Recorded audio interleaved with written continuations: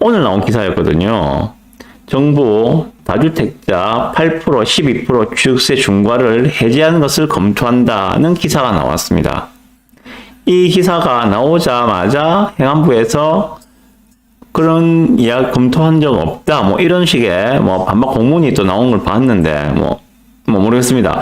검토를 하고 있는 거는 분명한 것 같아요. 네. 자, 그런 관점에서 봅시다. 앞에서 제가 뭐 시나리오 비슷하게 말씀드렸는데 현재 다주택자의 스탠스에서 자, 양도세는 지금 부담이 없죠. 양도세는 내년도 5월 9일까지 한시적으로 100채가 있든 1000채가 있든 팔 때 기본 세율로만 적용한다고 양도세는 다 풀어줬어요.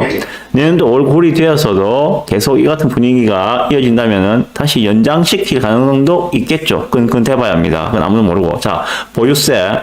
재산세는 뭐 기본적으로 내는 거니까 그건 어쩔 수 없고, 문제가 되었던 종합부동산세는 이제 많이 풀어졌어요. 종부세는 뭐 거의 이 정도면은 크게 부유한데 부담이 없을 정도로 풀어줬으니까 됐다 생각이 듭니다. 자, 문제는 취득세였거든요. 취득세를 지금 비조정 지역에 내가 집 한 채 있는데 비조정 지역에 한 채를 더 살 때는 1에서 3%입니다. 가액에 따라서. 그런데 조정 지역에 한 채를 더 살 때는 8% 적용되죠. 두 채째를 하더라도. 세 채째를 사게 되면은 12% 적용되죠. 근데 이제 조정이 풀렸으니까, 조정이 풀린 상태에서 생각해 봅시다. 내가 두 채가 있는데, 한 채를 더 사. 비조정 지역에. 그럼 이때는 8%예요. 그리고 세 채가 있는데, 한 채를 더 사. 비조정 지역에. 이때는 12%입니다. 요것들을 이제는 푸는 것을 검토를 하겠다. 이게 이 기사의 내용입니다. 지금 여기서 검토하고 있는 거는 3주택까지는 1에서 3%를 적용하겠다. 1에서 3%라는 이야기는 6억까지는 매매 가격 6억까지는 1% 취득세. 6억에서 9억까지는 1%에서 1%에서 3% 사이의 취득세. 가격에 따라 달라요. 예를 들어서, 7억 5천이다. 그럼 2%를 보시면 됩니다. 뭐 8억이면은 2점 몇 프로 되겠죠, 그죠? 그러다가 9억이 되면은 취득세가 3%가 되는 거예요. 그래서 흔히들 착각하시는 게 있는데, 예를 들어서 내가 10억짜리 집을 샀어. 10억짜리 집을 샀어요, 그죠? 그럼 취득세 1% 아닙니다. 그거는 3%예요. 3% 적용받아요. 그래서 3천만 원을 내야 됩니다. 6억짜리 집을 삽니다. 그럼 1% 적용받아요. 그럼 취득세 600만 원입니다. 차이가 크죠? 6억짜리 집을 살 때 취득세는 600만 원. 그러고, 10억짜리 집을 살 때 취득세는 3천만 원. 차이가 큽니다. 2,400만 원 차이가 나잖아요. 그죠? 그런 것도 알고 작은 계획을 세우셔야 됩니다. 그거 모르시는 분 많더라고. 10억짜리 사더라도 나는 취득세 1%니까는 1,000만 원만 내는 거 아니야? 아닙니다. 예. 자, 그러면 이 말은 뭔가 하면 결국은 사실상, 밑에 체크 팩트부터 보고 말씀드릴게요. 봅시다. 정부가 12%로 설정된 다주택자 부동산 취득세 중과세율을 2년 만에 해제하는 방안을 검토하기 시작했다라는 기사였습니다. 이건 현재 이렇게 되고 있죠, 그죠? 그래서 이걸 어떻게 풀어주는가 하면은 앞에 말씀드렸다시피 2주택자는 8%, 3주택 이상 법인은 12%로 되어 있었는데 이것을 풀어주겠다. 어떻게 풀어주느냐?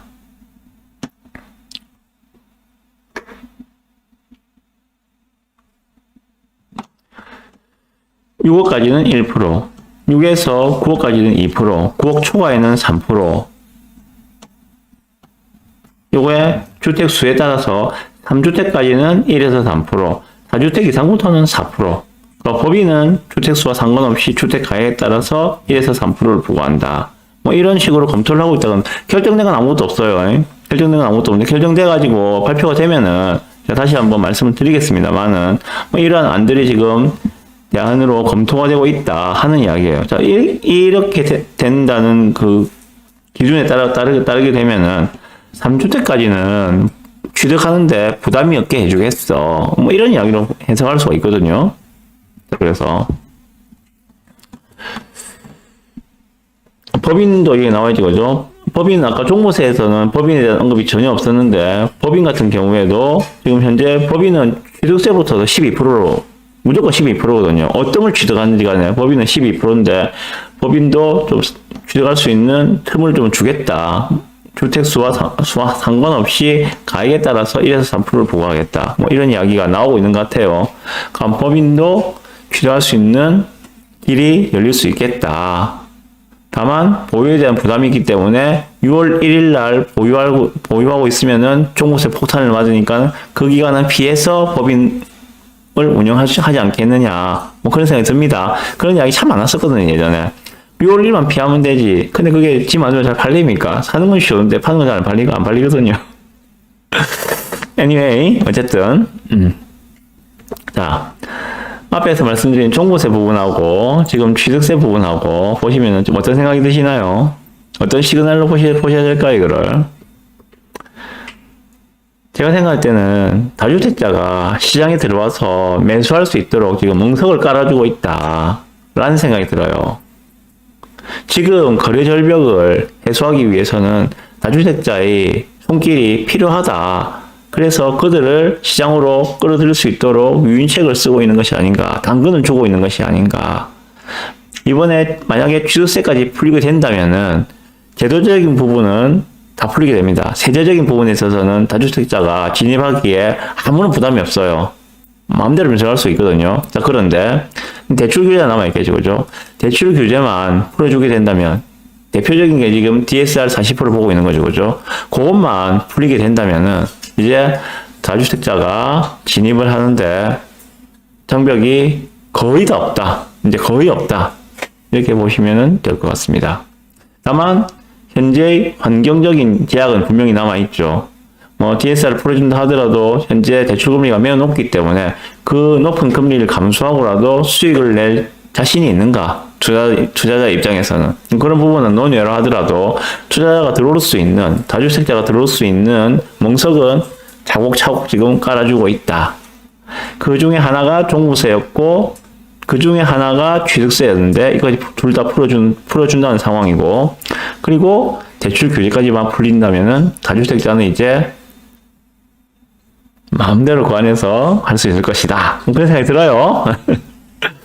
결국 현재 거래 절벽 상황을 그들을 이용해서 좀 돌파하고자 하는 게 아닌가. 지금 가장 이 방송을 보시는 분들 크게 두 가지 부류라고 생각합니다.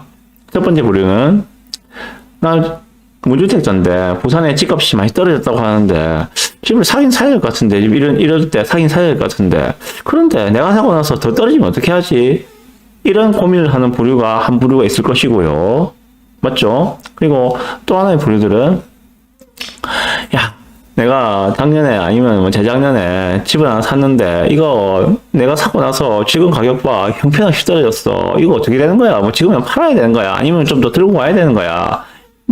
이러한 고민들, 집이 있는 사람이나 없는 사람이나 지금 둘 다 고민이 이만큼 올라와 있을 거예요. 그래서 제 방송도 보시면서 아, 저렇게 생각하는 사람도 있구나 하고 참조하시는 것이 아닐까 하는 생각이 들거든요. 예. anyway, 어쨌든 복잡한 상황입니다. 지금 이래도 고민이고 저래도 고민이고. 요 기사들에서 분명한 건 그렇습니다. 정부의 지금 정책은 계속 완화를 하고 있다. 그리고 그 속도도 점점 빨라지고 있다. 불과 얼마 전에 재건축 규제에 대해서 안전인하 풀어준다는 이야기가 나왔는데 얼마 안 지나서 종부세 이야기 나오고 또 얼마 안 지나서 지금 취득세까지도 언급이 되고 있는 상황이라면은 막 규제는 지금 정말 빠른 속도로 이제 풀려나갈 것이다. 내년에도 이런 식으로 계속 거래 절벽이 유지된다면은 당장 이렇게 되면은 건설사가 먼저 무너지잖아요. 걔들은 분양을 해서 팔아야지 먹고 사는데 건설사가 분양이 아니니까 건설사 할 일이 없잖아. 당장 그들부터 무너지기 때문에 그러면은 경기 침체로 이을 가능성이 높기 때문에 그것은 막자. 그래서 계속 규제는 풀어주고 다주택자들에게 시장으로 들어올 수 있는 유인책들은 계속 내놓지 않을까 생각이 듭니다. 네.